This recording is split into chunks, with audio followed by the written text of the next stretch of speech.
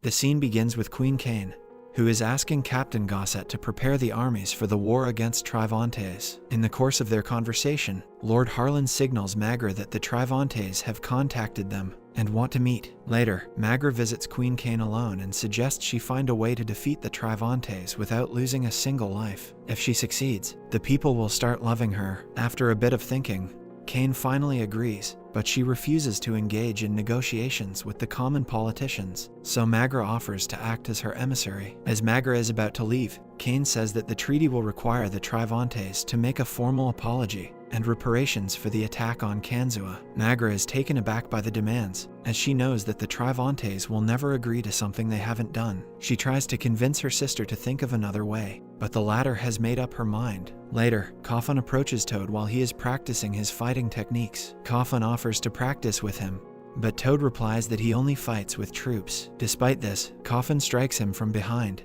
but Toad quickly grabs him and puts his sword at Coffin's neck. After this, Coffin becomes emotional and mentions that he has always failed to protect his loved ones when it mattered the most. Hence, he wants Toad to train him and turn him into a warrior. Moved by the statement, Toad finally agrees. In the following scene, Idovas shows Ren some new blades and reveals that their entire battalion is being rearmed. Ren points out that the council will be sending a peace treaty to Pan, but Idovas responds that it's the Queen's trick, since she wants to initiate a fight. He also asserts that his army has to be ready to slaughter the Queen. Hearing this, Ren becomes worried and advises Idovas to not oppose the council. However, Ido replies that he won't be going to the meeting, but instead, she will. On the other hand, Baba Voss enters Payan City with his group. Kamakti Jun assembles some data and informs them that Princess Magra is secure there, but he hasn't heard anything about Coffin. Additionally, he makes the decision to not approach the Queen because she thinks he is already dead. He assures them that he will organize some forces just in case they need to confront the Queen.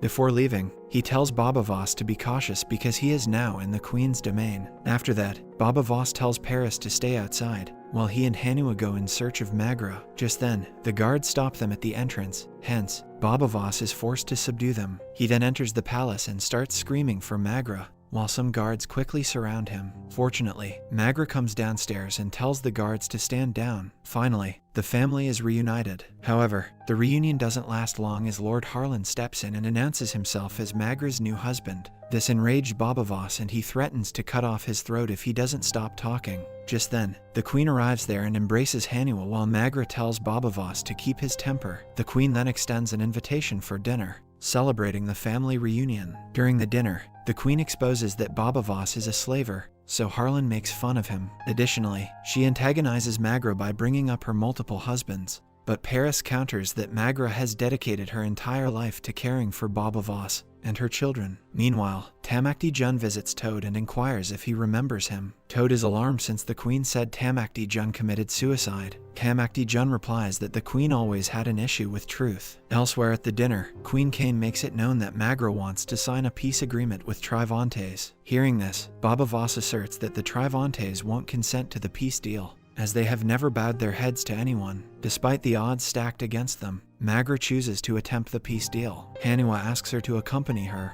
but Magra declines since she thinks her kids are secure at Pensa. Later, Magra and Baba Voss attempt to resolve their interpersonal difficulties. Baba Voss asks her to leave Pensa and move to the mountains so that they can live happily, as they did before. However, Magra mentions that she cannot do so. She then reveals that her father, before his death, told her to save their people from Cain, but she failed. As a result, numerous lives perished. When Baba Voss asks if she wants to be a queen, she responds, "Only as long as I make peace." She also tells him that Hanua and Coffin will never be safe if she flees the area by turning the Queen against them. Following this, Toad takes Magra and Baba Voss to a cottage where Tamakti Jun is waiting for them. Tamakti Jun claims that he will gather as many witchfinders as possible in an effort to overthrow the Queen. But it won't be that simple. He asserts that a peace treaty won't be signed until Queen Cain assumes the throne. Hearing this, Magra instructs him to gather the witchfinders while she handles the laws. She also discloses her intentions to take the Queen's throne. Inside the kingdom, Lord Harlan receives a telegram from Trivantes, and when he reads it, he panics. He then finds his brother's head in a bag and breaks down in despair. After hearing his cries, Magra runs over to him and apologizes. In the meantime, an upset Queen goes to Coffin and tells him about her lost child. one thing leads to another and she starts touching him inappropriately. The following scene depicts Paris experiencing a nightmare. When Haniwa hears her voice, she rushes to Paris and calms her down. After a while, Paris exclaims that Babavos and Magra shouldn't head for the treaty, as she had a dream about blood and treachery. However, it is too late as Haniwa informs her that they have already left. Hearing this, Paris starts panicking, but Haniwa consoles her and makes the decision to go to her parents. She then mounts on a horse and starts her long journey alone. On the other hand, Idovos orders Ren to take precautions to prevent the signing of the peace pact. Confused, Ren asks about what's wrong if they offer the peace deal, to which Idovos asserts that the queen is assembling an increasing number of soldiers to attack them. He then hands her a batch and promotes her to a captain. After a while, Idovos gives Ren some food covered in a cloth and bids her goodbye. In the meantime, Babavos, Lord Harlan, and Princess Magra are en route to the meeting with Trivantes. A little while later, Haniwa is seen riding her horse and approaching her parents. In Pensa, Kafun is training in combat with Toad. After repeatedly losing, Toad tells him to wear a blindfold because his sight isn't helping. As soon as the fight resumes, Kafun loses his sword, and this time, he also gets hurt. Despite this, Kafun still wants to fight, but Toad departs, mentioning that the day's training is over. Elsewhere, when the Payans and Triventions meet, the commanders of both sides come to the consensus that all people entering the camp must be unarmed and that the soldiers must keep their companies outside the tent. Following this, both sides' soldiers start checking each other before entering the camp. Ren's food is also examined, but it is found to be clear. During the procedure, Haniwa shows up at their site and tells her parents about Paris's dream. Hearing this, Magra responds that if they leave the meeting right away, the war will undoubtedly be declared. Worried, Haniwa reverts to Babavos, but he also assures her that everything will be fine. After this, Magra departs and the meeting commences. In Pensa, as Kafun is readying his horse, Queen Kane approaches him. They talk for a while and soon, Kafun takes her on a horseback ride. They then enjoy each other's company, which makes them close. Back at the camp, Babavos recognizes Ren's voice and asks about it to Haniwa. Haniwa responds that it is the same girl who assisted them in escaping Trivantes. At the meeting, Magra requests the Triventions to formally apologize for attacking Kanzua. However, this only enraged Commander Watts, and he refuses to apologize for something they did not do. Watts asserts that they didn't conceal anything, and if they had, they wouldn't have returned Kerrigan's head out of politeness. Hearing this, Harlan gets enraged and as a result,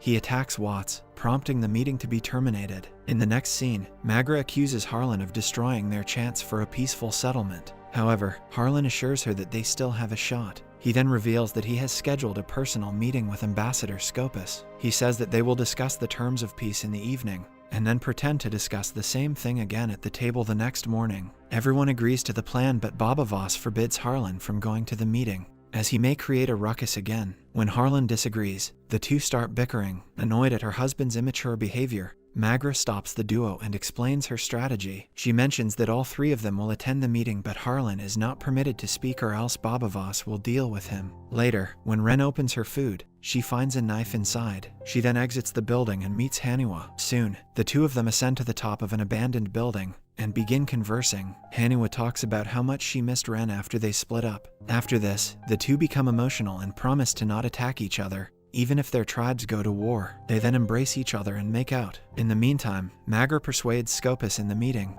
saying that she will disavow their apology and let the truth be known once she will be a queen. Elsewhere in Pensa, Queen Kane and Kafun eat dinner together. Just then, the two come close and get intimate, something which the queen has always wanted. The following day, Toad goes to Paris, who advises him to take care of Kafun. When Toad inquires as to why she believes in him, Paris responds, "You're a good man with a stupid name." Meanwhile, Queen Kane approaches Kafun outside and asks him if he regrets last night. She also comforts him by stating that new things are thrilling but also exciting. Kafun appears uncertain about whom to believe, so the queen asks him to make a vow that they won't lie to one another, to which Kafun agrees. In the camp, another meeting between the Payans and the Trivantes takes place, and this time, the Trivantes consents to fabricate an apology in exchange for some borders on their map. As a result, both parties come to an understanding and finally draw a common conclusion to the peace accord. Before leaving, Scopus also warns that if the queen's practice of embracing sight continues, they will destroy the Payan kingdom. Later, Ren visits Haniwa and informs her that the peace is predicated on a number of lies and that she doesn't think it will hold. Haniwa makes an effort to comfort her, and they spend some private time together. At night, while everyone is asleep, Baba Voss hears some invaders slaughtering the troops. Wasting no time, he pursues them and kills one of them. Hearing the disturbance, Ren and Hanua also wake up. Upon entering the camp, the invaders murder Commander Watts. Ambassador Scopus wakes up and attempts to flee, but as soon as he exits the tent, he gets killed. Just as Baba Voss approaches Scopus, Ren arrives and notices him with a knife. This makes her think as if Baba Voss killed the ambassador. Enraged, she puts a knife on Hanua's neck and accuses her of being a part of the plot. Hanua tries to explain her innocence, but Ren has none of it and leaves the place, disappointed. After some time, Magra examines the soldier's mark and discovers that the assassins are none other than their own people. Here, it finally dawns on them that Queen Kane is responsible for everything. In fact, she never wanted the treaty, and the conference served just as a pretext for her to start a war. Meanwhile at the realm, the queen visits Kafan once more and sleeps with him. The following morning, Magra arrives in Pensa and goes up to Kane while she is eating breakfast. Magra throws her food aside and leaves in a furious manner. On the other hand, when Ren runs into Ito Voss, she tells him that Baba Voss was in charge of the assassins. This stuns Ito, as he learns that his brother will fight for the queen. He then inquires as to how she was the only survivor of the assault. Hearing this, Ren questions him if he thinks that she's a traitor, to which he replies no. However, he demands an answer to it. Just then, Ren starts solving the puzzle in Ito's hand, and reveals that she can see. Subscribe and hit that like button to help grow our channel. And don't forget to click the notification icon so you won't miss any of our new videos. Thanks for watching.